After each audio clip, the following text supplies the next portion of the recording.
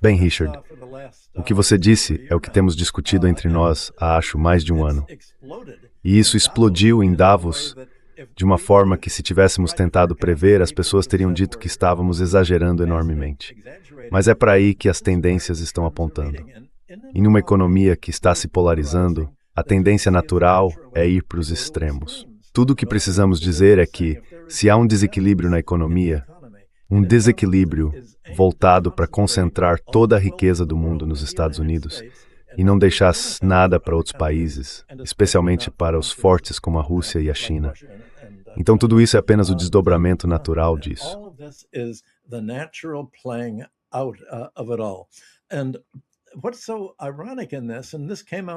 E o que é tão irônico nisso, e isso ficou tão claro em Davos, é que a Guerra Fria contra a Rússia e a China é a ficção que permite aos Estados Unidos afirmar que o mundo precisa apoiar a economia americana para protegê-la da Rússia e da China.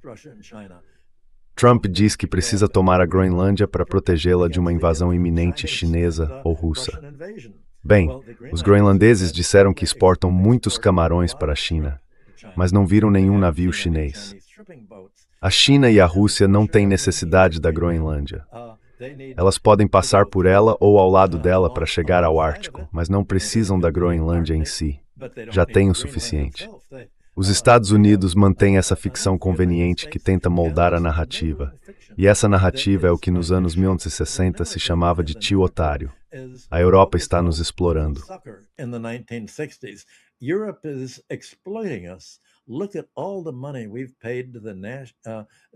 Veja todo o dinheiro que pagamos ao complexo militar industrial para sustentá-lo. A Europa tem que nos reembolsar e apoiar o nosso complexo militar industrial. E de fato, como você sabe, Trump acabou de aumentar os gastos militares no orçamento dos Estados Unidos de 1 trilhão para 1,1 trilhão de dólares neste ano. Ele disse que isso mostra o quanto estamos sendo explorados pela Europa e pelo resto do mundo, porque esse é o nosso custo para protegê-los contra conquistas militares chinesas e russas. Na verdade, o que isso realmente mostra é o custo de tentar impedir que a Europa e os países ocidentais se voltem para as economias que mais crescem no mundo, a Eurásia, ou o continente asiático, a Rússia e a China. Como os impedimos? Temos que bloqueá-los militarmente. Como chamamos isso? Paz.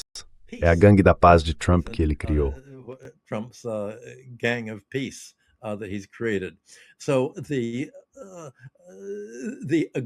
Então, o agressor em toda essa narrativa não é a Rússia nem a China. Eles simplesmente querem sua própria soberania.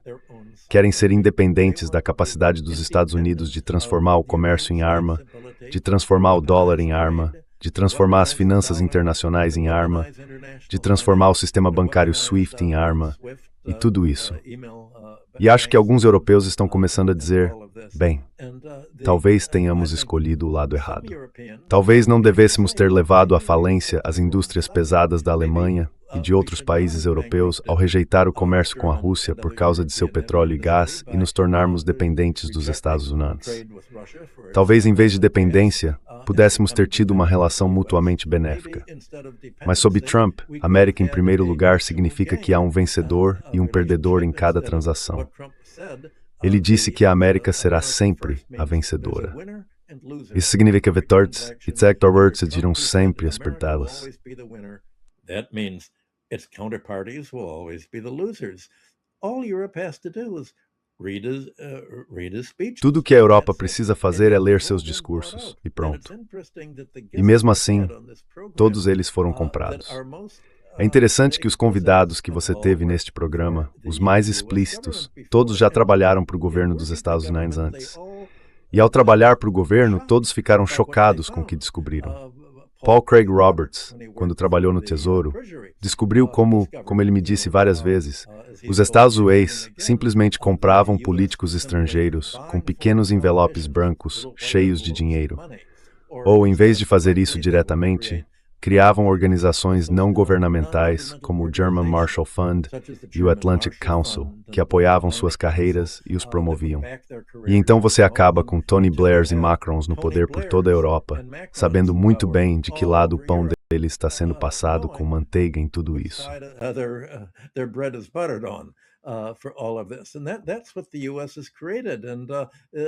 E é isso que os Estados Unidos criaram. E onde estão os políticos europeus que se opõem a isso? Bem, são os partidos nacionalistas, mas são partidos de direita que basicamente concordam com todo esse plano financeiro que Richard descreveu com bastante precisão. Isso é realmente o plano americano de exploração. É um plano financeiro, é o plano do capital financeiro. Eles estão apenas dizendo, queremos a nossa parte, concordamos com você, Trump. Somos antilaborais. Queremos manter os salários baixos. Queremos que todo o excedente econômico da economia vá para nós, não para nossa própria economia interna, não para gastos sociais, mas para nós mesmos, para gerar riqueza financeiramente, não industrialmente. Todos eles são a favor disso.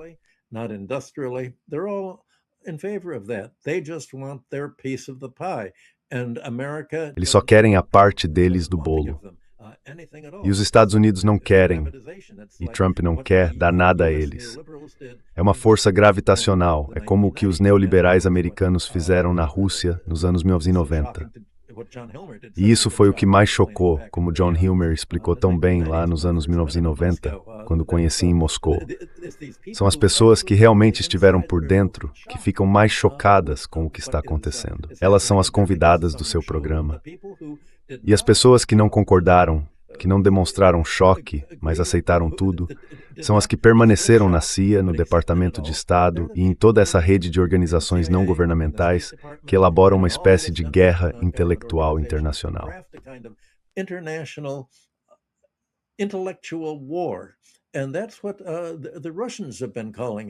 E é assim que os russos têm chamado isso.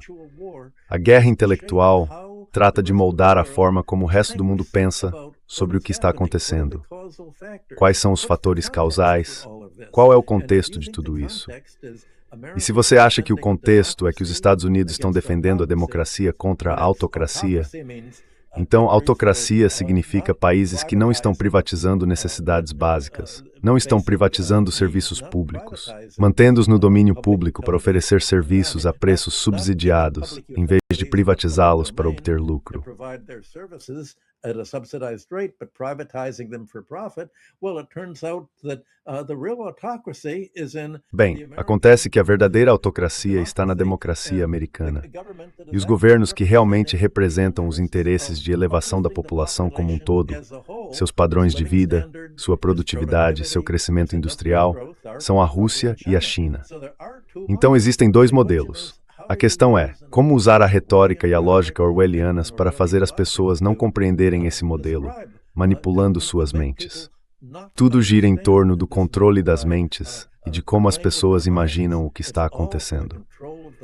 E é nisso que a política europeia se transformou, e a americana também, exatamente como o Richard acabou de dizer. Temos falado sobre o que está acontecendo há anos, e é por isso que estamos no seu programa, não como parte dos formuladores de políticas.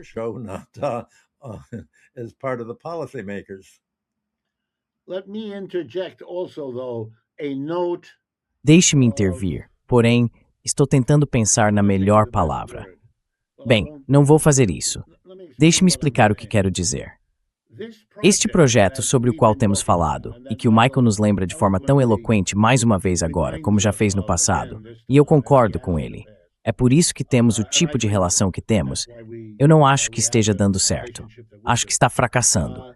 E quero deixar isso claro, para que ninguém pense que estamos dizendo, acabou, perdemos. Essa não é a minha posição. Também não acho que seja do Michael, mas quero deixar claro que não é a minha. I don't think it's Michael's, but I want to make clear it's not mine either. Yep. For example, if this were going well, Por exemplo, se as coisas estivessem indo bem, você não teria, e quero deixar isso claro, você não teria a cidade de Minneapolis decidindo. E eu li o comunicado de imprensa do Conselho Central de Trabalho da AFL-CIO de Minneapolis, que divulgou uma declaração em 16 de janeiro, convocando uma greve geral na cidade de Minneapolis, marcada para amanhã, 23 de janeiro, para protestar contra o uso do novo Exército Especial da América, o ICE, contra a cidade como um todo. E eles estão fazendo isso em clara cooperação com o prefeito e o governador deste estado e desta cidade.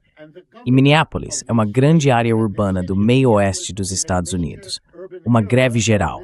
Não temos um chamado sério por uma greve geral há muitas décadas neste país. E se você quer saber, nós já fizemos isso alguma vez?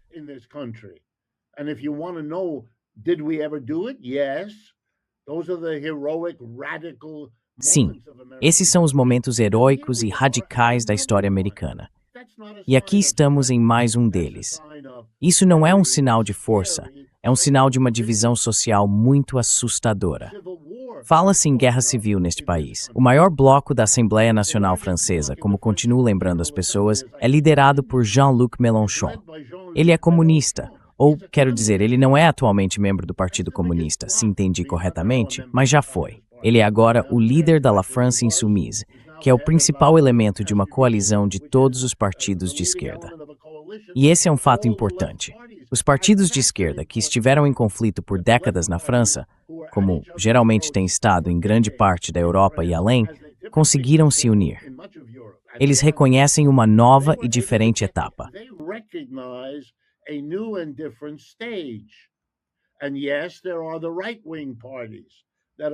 E sim, há partidos de direita surgindo e reagindo um pouco contra parte disso, a partir de outro ponto de vista e com objetivos diferentes. Mas a história é sempre confusa assim. E o fato é que ele não poderia simplesmente tomar a Groenlândia. Cada vez mais pessoas na América Latina entendem à medida que processam o sequestro de Maduro. Elas sabem do que Michael falou antes. Aquilo não foi uma grande demonstração da capacidade militar americana. Foi uma grande demonstração de subornar pessoas suficientes nos círculos de poder daquele país para permitir que entrassem e fizessem algo assim. É extraordinário que acreditemos que isso não terá consequências. Não se pode fazer na América Latina o que se fazia antes. Alguns navios de guerra não vão resolver. Eles nem sequer impedirão a Venezuela de vender petróleo para a China. Por quê? Porque não podem. Deixe-me encerrar com outro pequeno sintoma. Let me end with another little symptom. Americans are not able, in general, Os americanos, em geral, não conseguem comprar veículos elétricos da China. Aqueles famosos caminhões e carros da BYD sobre os quais eu já falei, e outros também. A BYD venceu a competição para produzir os melhores e mais baratos veículos elétricos. Eles venceram, não a Tesla, não a GM, não a Fiat, mas eles. E isso por si só já diz muito sobre onde o capitalismo está ou não está nessa grande competição. E o que os Estados Unidos fizeram com todo o seu poder? Nada, porque não podiam fazer nada. Perderam a competição, então se protegeram. Esse é o jogo de quem perde. Impuseram uma tarifa de 100%. Aliás, Trump começou com 27%, Biden aumentou para 100% e o Sr. Trump deixou em 100%.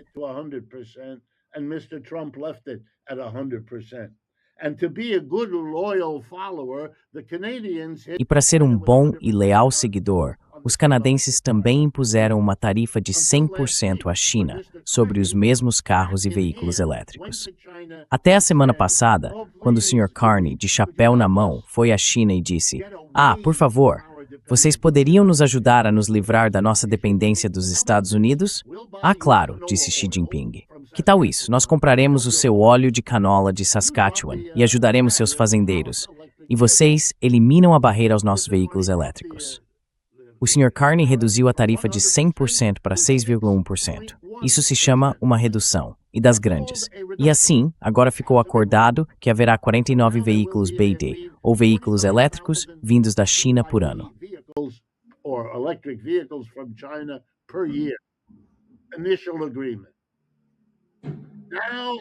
Acordo inicial.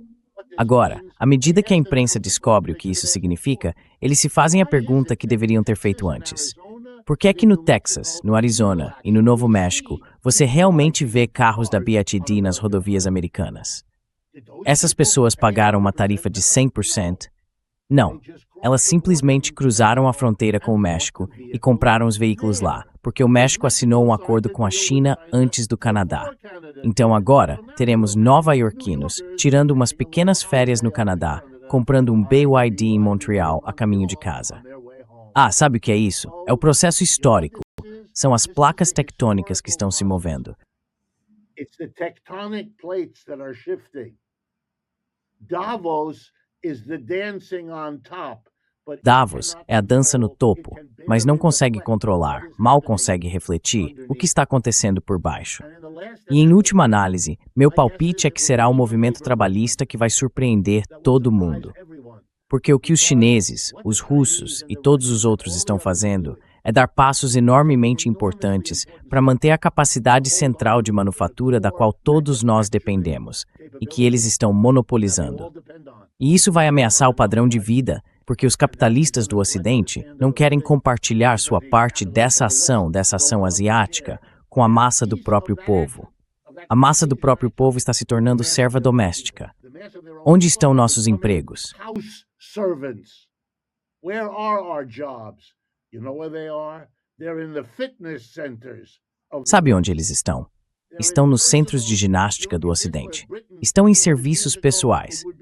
Bem, você sabe, se isso fosse a Grã-Bretanha de 200 anos atrás, seriam exércitos de criados pessoais, como os ricos britânicos costumavam ter. Lembra do último filme britânico que você viu? Alguma pessoa rica chegando a um castelo maravilhoso e alinhados na frente estão todos os criados prontos para receber o novo patrão? Agora todos nós somos criados. Está organizado em indústrias separadas, mas estamos nos tornando o pessoal de serviço. O núcleo da economia desapareceu. E os Estados Unidos estão tentando se apegar ao que não podem mais segurar, sem contar o que seus próprios capitalistas fizeram, que foi transferir a manufatura para fora daqui. Which is move the manufacturing out of here.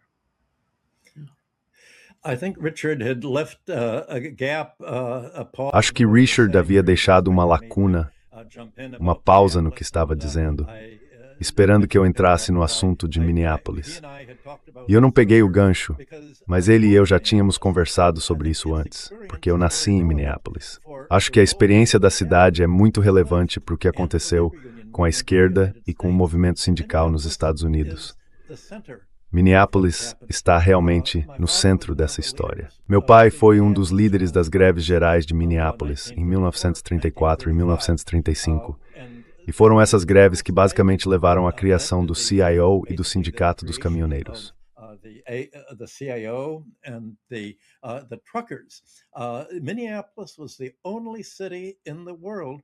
Minneapolis era a única cidade do mundo onde entrar para os trotskistas, o Partido Socialista dos Trabalhadores, era de fato um caminho para o avanço profissional. Quase todos os guarda-costas e associados de Trotsky no México vinham de Minneapolis. Minha mãe e meu pai estavam trabalhando com Trotsky no México e minha tia tornou-se cidadã enquanto trabalhava lá. O problema era que havia um movimento de esquerda se desenvolvendo em Minneapolis, que realmente apoiava os trabalhadores. E, por outro lado, havia as grandes empresas. Meu pai achava que foi a Walgreens que contratou grupos de capangas para tentar acabar com o movimento, os desfiles trabalhistas e os protestos. Mas havia enormes assembleias em massa em Minneapolis.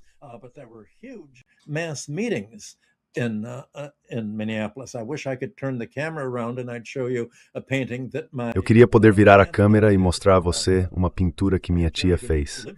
E Jerry, que morava lá, pintou quadros sobre as greves gerais. Muitos deles estão no Museu de Arte de Minneapolis. Esse foi o ponto alto da história de Minneapolis.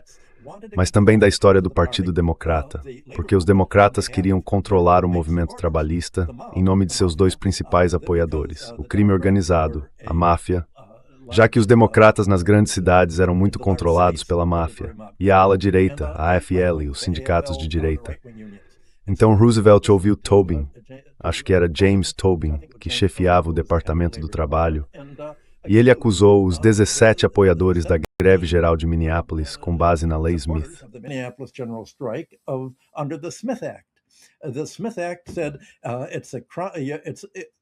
A Lei Smith determinava que era crime defender a derrubada do governo dos Estados Unidos pela força e pela violência. Mas os trotskistas e os sindicatos estavam, na verdade, protegendo Minneapolis da força e da violência dos capangas contratados por empresas antioperárias, outros grupos de direita e pelas forças federais do Partido Democrata, exatamente como acontece hoje. Na véspera de Pearl Harbor, em 1941, meu pai e os outros 16 membros trotskistas foram todos condenados com base na Lei Smith. Os defensores da lei não eram apenas da direita. O Partido Comunista também a apoiava, porque os sindicatos de Minneapolis estavam mantendo o Partido Comunista fora do movimento sindical, já que ele era stalinista. E é por isso que houve uma divisão tão grande entre os trotskistas e os stalinistas.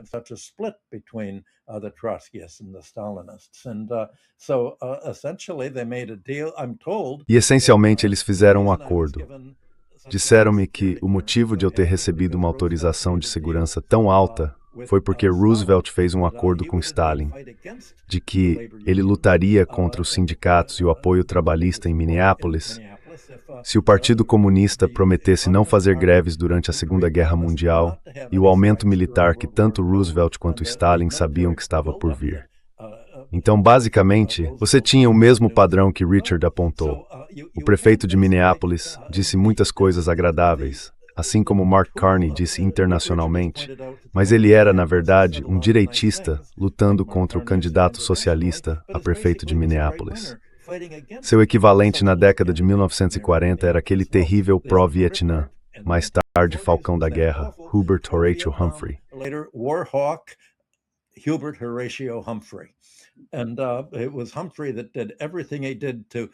E foi Humphrey quem fez de tudo para parecer que estava do lado dos trabalhadores, do povo, enquanto lutava contra todos os ativistas, reformistas e líderes sindicais.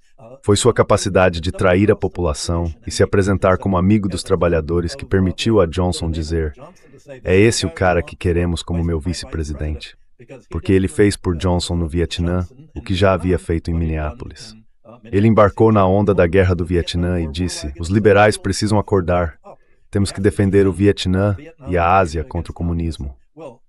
Bem, toda essa luta já havia acontecido muito antes em Minneapolis. Era uma população em grande parte escandinava e irlandesa, muito radical desde o início.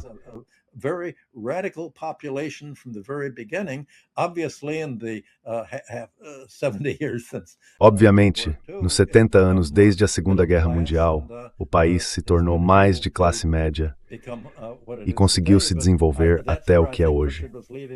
É aí que acho que o Richard estava deixando um ponto em aberto onde eu entraria, porque falamos sobre isso antes do programa.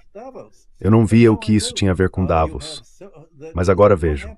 O que aconteceu em Minneapolis para destruir o movimento radical e substituí-lo por um movimento radical falso, um falso movimento trabalhista criado pelo Partido Democrata e pelos social-democratas, é exatamente o que ocorreu na Europa. Da França aos social-democratas alemães, no espectro político de direita, os russófobos. Você está vendo a mesma coisa na Europa. O mesmo esforço para capturar as mentes e moldar a forma como os trabalhadores pensam sobre a dinâmica mundial e sobre como o capitalismo financeiro funciona.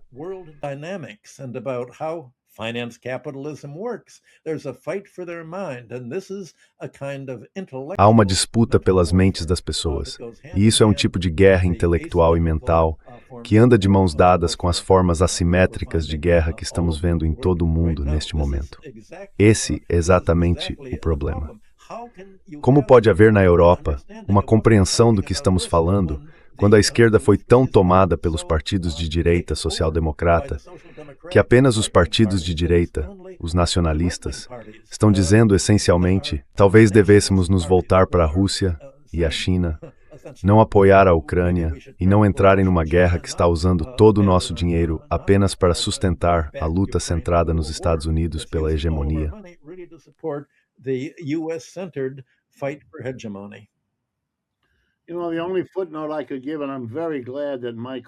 Sabe, a única observação que eu poderia fazer, e fico muito feliz, Michael, por não ter sabido, nem mesmo da sua história pessoal. Se eu soubesse, teria insistido ainda mais para que você falasse sobre Minneapolis mais cedo. Então, muito obrigado por isso. Mas deixe-me encerrar com uma observação para você. O Sr. Macron, na França, tornou-se um político importante como membro do Partido Socialista.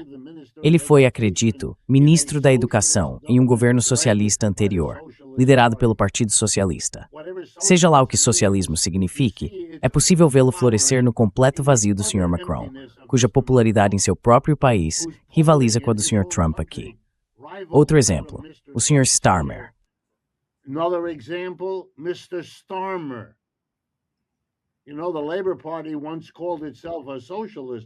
Sabe, o Partido Trabalhista já se chamou de Partido Socialista na Inglaterra. Ele é o líder do Partido Trabalhista. E o motivo de ser o líder é que comandou a destruição de Jeremy Corbyn, que de fato é um socialista, usando uma falsificação forjada em torno do antissemitismo, de modo muito parecido com o que o governo Trump faz para encobrir uma agenda completamente diferente, que não tem absolutamente nada a ver com o antissemitismo. É extraordinário como grande parte do que estão tentando não está funcionando. E eu acho que as massas da classe trabalhadora na Europa estão percebendo cada vez mais claramente que os líderes, especialmente aqueles que afirmam ter sido de esquerda, líderes trabalhistas ou socialistas, traíram tudo o que isso significa.